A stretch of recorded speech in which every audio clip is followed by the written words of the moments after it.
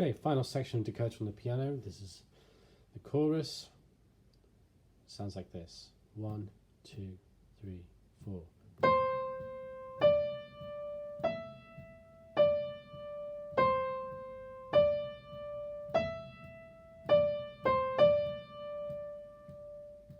One, two, three, four, 2, 2, 3, 4, 3, 2, 3, 4. Notice how there is a 3-bar rest at the end of your music. You have to make sure you put that in as well.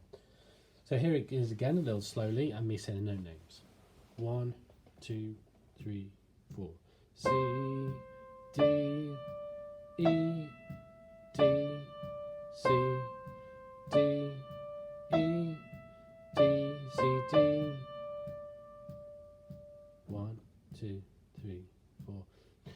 2, 3, 4, 3, 2, and repeat. C, D, E, D, C, D, E, D, C, D. 1, 2, 3, 4, 2, 2, 3, 4, 3, 2, 3, 4. And that's the end of the song.